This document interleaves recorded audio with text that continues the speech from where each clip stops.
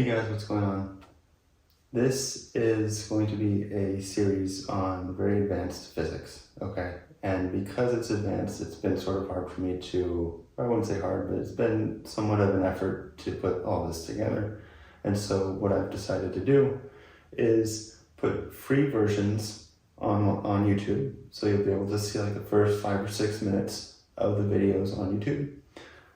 But if you want the full versions, then you can go into my Patreon page, or you can become a member here on YouTube. If you become a member here on YouTube, you will be able to gain access to full versions as well. So there'll be two sort of sources for you to access the full versions here. In particular, when we were talking about Chern-Simons theory, it's going to be a little bit more expensive because the Chern-Simons theory is quite advanced and it wasn't easy to put together. So if you want topics like this, full access, you can go onto my Patreon page, or you can become a member here on YouTube. Let's now get into the real topic.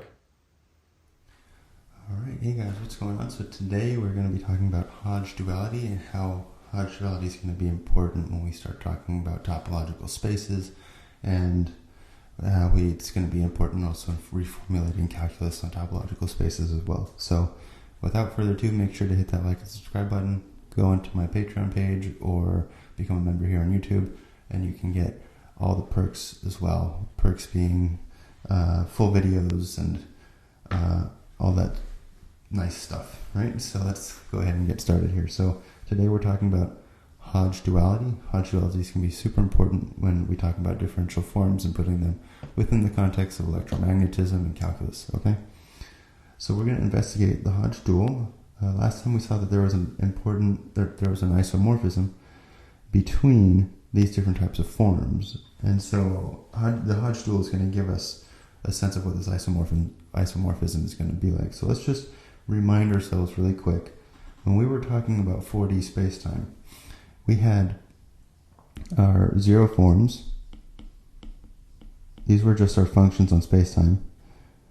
So like a density function or something like that. Then we had our one forms. Then we had our two forms, our three forms, and then our four forms. These things were covectors, right? These things were scalars. These things were areas. These things were volumes. This thing, we'll call this a scalar also. And we were able to see exactly why these things were scalars, covectors, areas, and volumes. And we were able to say, okay, well, there's an isomorphism between them because of the dimensionality of the spaces that they were in. So we had these two, and then we had these two being isomorphic, and then we had this sort of automorphism between areas. Okay? And so let's now take this idea, because what we're going to do, ultimately we're going to be talking about the duality here, and when we talk about duality, we're going to see exactly how we can do these sort of mappings, right? So let's get started. So a simple way to understand the Hodge dual is by asking the following. What exactly can we put in here? What exactly can we wedge with this thing? Whatever we put in here is going to be the Hodge dual of this thing to give us this thing. Now this is a top form, right? This is considered our top form. Top form. When we're talking about a four-dimensional space, right? So, and specifically space-time.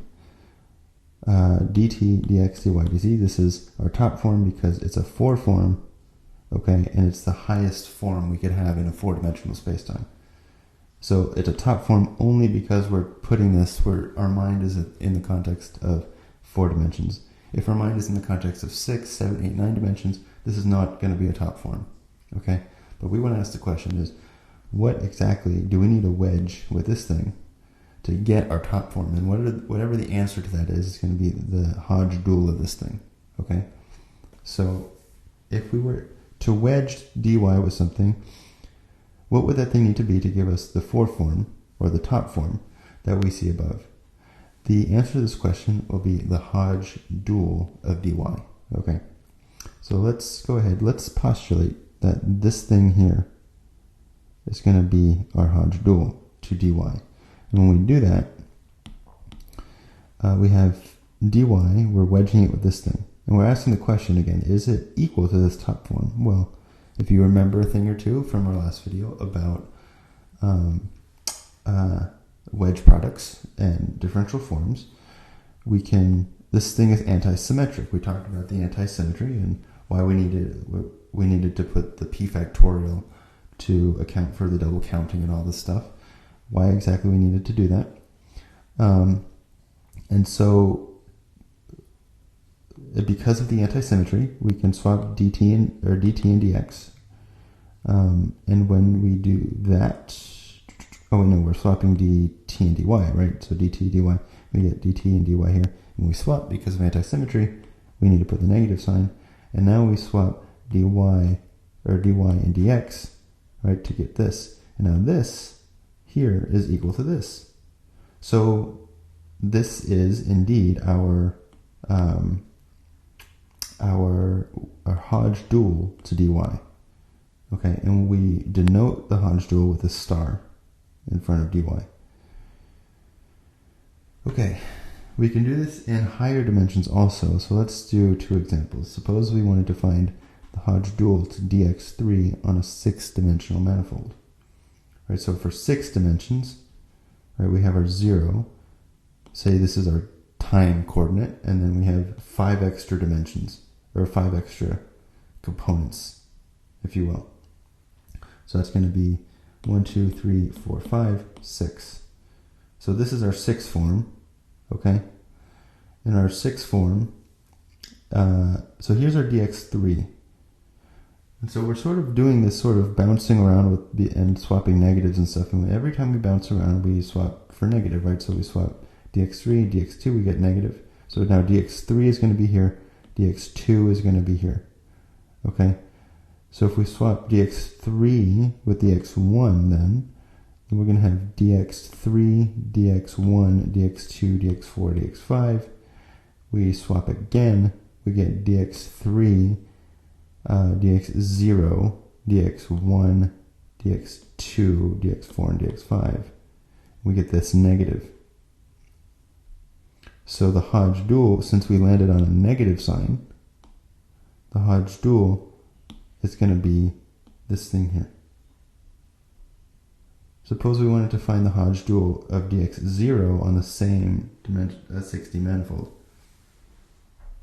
Well, this is going to be different, right? Because usually our dx0 is always going to be in front here, but you can imagine, or dx0 is going to be in front, but you can imagine that it might not always be the case that the wedge product, or that the Hodge dual is going to be everything that follows the dx0, because, and that's going to depend, you might see here, on if the what follows is an even number of these things or an odd number.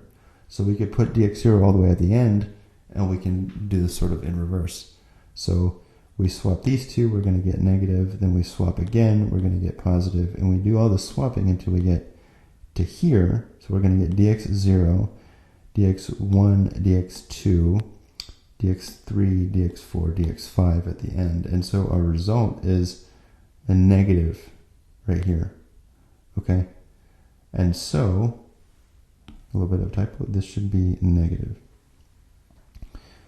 All right.